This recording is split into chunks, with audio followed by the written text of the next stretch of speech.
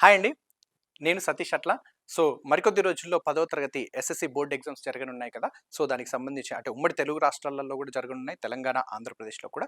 So, దాంట్లో తెలంగాణలో అయితే 7 పరీక్షలు నిర్వహించనున్నారు. అందులో సైన్స్ సబ్జెక్ట్ వచ్చేసి 2 పేపర్లుగా 2 రోజులు నిర్వహిస్తారు. ఆహ్, గణిత శాస్త్రంకి సంబంధించి పేపర్ అనేది ఎట్లా ఉంటది అనేది ఒక్కసారి దానికి సంబంధించి చూద్దాం. సో, గణితం గగనం ఏం కాదు అన్నట్లుగా సో, పార్ట్ ఏలో వచ్చేసి ఇందులో 30 మార్కులుంటాయి.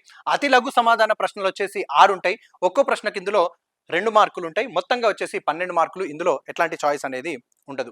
ఇది పేపర్ విధానం అనేది ఎట్లా ఉన్నది అనేది, మార్కులు ఎట్లా కేటాయించారు, చాయిస్ ఉన్నాయా లేవా, ఎట్లా చదవాలి అనేది ఒక్కసారి చూద్దాం దానికి సంబంధించింది.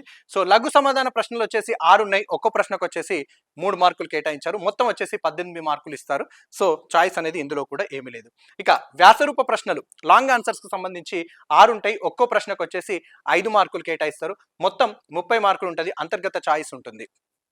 సో, పార్ట్ బి విషయానికొస్తే ఇదొచ్చేసి పార్ట్ ఏలో మొత్తంగా 30 మార్కులు. ఇక పార్ట్ బి వచ్చేసి 20 మార్కులు ఉంటది. సో, బహుళైచ్ఛిక ప్రశ్నలకు సంబంధించి 20 మార్కులు ఉంటాయి. ఒక్కో ప్రశ్నకు ఇందులో 1 మార్క్ ఉంటది. మొత్తం వచ్చేసి 20 మార్కులు. చాయిస్ ఇందులో కూడా ఏమి ఉండవు. కనీసం 28 మార్కులు సాధిస్తే ఇందులో ఉత్తీర్ణత సాధించిన వారవుతారు. ఇక విద్యా ప్రమాణాలు దీనికి సంబంధించి సమస్య సాధన అనేది 40% ఉంటుంది. 32 మార్కులు. కారణాలు చెప్పడం, నిరూపించడం 20% అంటే 16 మార్కులు వాటికి కేటాయిస్తారు. ఇక వ్యక్తపరచడం ఏదైతే దానికి సంబంధించినటువంటి రీజన్ ఏదైతే ఉంటుందో దానికి సంబంధించి వ్యక్తపరిస్తే దానికి సంబంధించి 10% అనేది ఉంటుంది. దాంట్లో 8 మార్కులు ఉంటుంది. ఇక అనుసంధానం చేయడం అనేది దానికి సంబంధించి 15% ఉంటుంది. అంటే 12 మార్కులు కేటాయిస్తారు. ఇక దృశ్యీకరణ అంటే ప్రాతినిధ్యపరచడం దీనికి సంబంధించి 15% ఉంటుంది. దీంట్లో వచ్చేసి 12 మార్కులు కేటాయిస్తారు. ఇక ఈ విద్యా ప్రమాణాలను అవగతం చేసుకొని పట్టు సాధిస్తే గణితంలో వచ్చేసి 10 గ్రేడ్ పాయింట్లు సాధించడానికి ఈజీగా అవకాశం ఉంటుంది. ఇక ఏ అధ్యాయం నుంచైనా ఎన్ని ప్రశ్నలైనా కూడా అడగడానికి అవకాశం ఉంటుంది. ప్రతి అధ్యాయం కూడా ఇక్కడ మనకు కీలకమని చెప్పొచ్చు. దానికి సంబంధించి ప్రతి చాప్టర్ కూడా మనం చదువుకోవాల్సి ఉంటుంది. ఇక ప్రతి అధ్యాయంలో వచ్చేసి ఫార్ములాస్, సూత్రాలు, భావనలు, వాటి ద్వారా సాధించగలిగే సమస్యలను బాగా ప్రాక్టీస్ చేయాలి. ఏది కూడా ప్రాబ్లం ఇచ్చినప్పుడు దానికి సంబంధించినటువంటి ఫార్ములా ఏమన్నా ఉందా, దాన్ని సాల్వ్ ఎట్లా చేయాలి, ఏ ప్రాబ్లం అయినా కూడా ఏ ఫార్ములాను ఉపయోగించి మనము సొల్యూషన్ సాల్వ్ చేస్తున్నామా అనేది అక్కడ ఇంపార్టెంట్. ప్రతి భావన మీద సమస్యలను స్వయంగా రూపొందించుకొని సాధన చేయాలి. ఇక పాఠ్య పుస్తకంలో ఉన్న సమస్యలు పరీక్షలో నేరుగా అడగరు. వాటిని మార్చి అవే స్వభావం గల ప్రశ్నలను ఇస్తారు. ప్రశ్న ఏవైతే మీకు టెక్స్ట్ బుక్స్ ఉన్నాయో మేజర్గా టెక్స్ట్ బుక్స్నే ఎక్కువ ఫాలో అవ్వండి. టెక్స్ట్ బుక్స్ నుంచే ప్రశ్నలు అడిగే అవకాశం కూడా ఎక్కువగా ఉంటుంది. టెక్స్ట్ బుక్స్లో మీకు చాప్టర్ తర్వాత ఇచ్చినటువంటి క్వశ్చన్స్ అనేటివి ప్రధానం. కానీ ఉన్నవి ఉన్నట్టుగా అడగడానికి ఎక్కువగా అవకాశం ఉండకపోవచ్చు. దాదాపు 80-90% అలాగే అడగొచ్చు.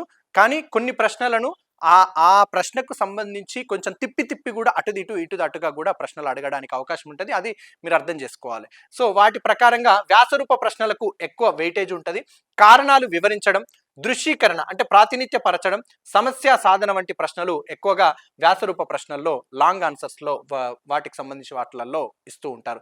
ఇక సమితులు ఉన్నటువంటి చాప్టర్స్ ఏవైతే సమితులు, శ్రేణులు, సిద్ధాంతాలు, నిరూపక జ్యామితి, సాంఖ్యక శాస్త్రం, స్వరూప త్రిభుజాలు, క్షేత్రమితి, త్రికోణమితి అనువర్తనాల నుంచి వ్యాసరూప ప్రశ్నలు రూపొందించే అవకాశం ఉంటుంది. లాంగ్ ఆన్సర్స్కి సంబంధించి వీటి నుంచి అడిగే అవకాశం ఉంటుంది. ఇక ప్రతి అధ్యాయంలో ప్రాథమిక భావనలు, అట్లాగే సూత్రాలు, నిర్వచనాలు బాగా చదవడం వల్ల అతి స్వల్ప మల్టిపుల్ చాయిస్ ప్రశ్నలకు సంబంధించి తేలికగా జవాబులు రాయడానికి అవకాశం ఉంటుంది. సో, ఇక పాఠ్యపుస్తకంలోని వాటికి సంబంధించినవి ఆలోచించి చర్చించి రాయాల్సి ఉంటుంది వాటికి సంబంధించి.